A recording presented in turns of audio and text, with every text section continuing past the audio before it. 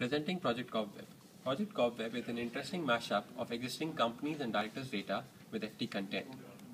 In the present day, the companies and directors' data is presented in a simple tabular format which just shows one degree of relationships between a company and its board members. There is no relationship mapping or visualization between what other companies a person might be on the board of, as well as how different companies might have some relationships via common board members. So to solve this problem, we came up with Project Cobweb. Project Cobweb represents the existing companies and directors data in a much more GUI-rich format. So we basically present all the information in a graph where blue colored nodes represent companies and the green colored nodes represent people. You also see some brown colored nodes there which represent articles, and the linking between different nodes always depicts some sort of a relationship.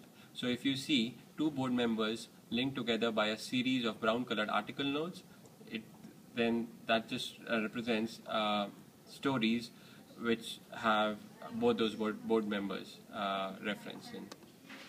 Let's move to a quick demo. So this is the homepage of Project Cobweb. You can start by using the search box and search for a company or a person name, or you could use one of our example pre-configured searches. So for the purposes of this demo, let's have a look at the Pearson example. So as soon as I clicked on Pearson, you see that I am presented with the information in a graphical format. I see all the board members of Pearson represented in green colored nodes here, which I can move, drag around, etc. The yellow colored node here represents Pearson.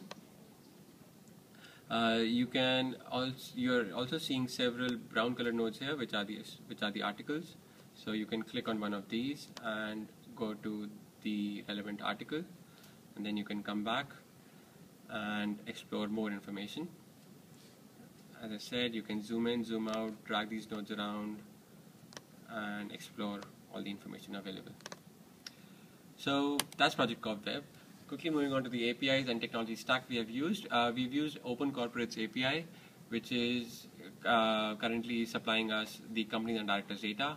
This information on ft.com is available via the Reuters API, but because of access issues, we thought we would use the Open Corporate API for the demo purposes. We've also used the FT Search API to mash up the content with the companies and directors data.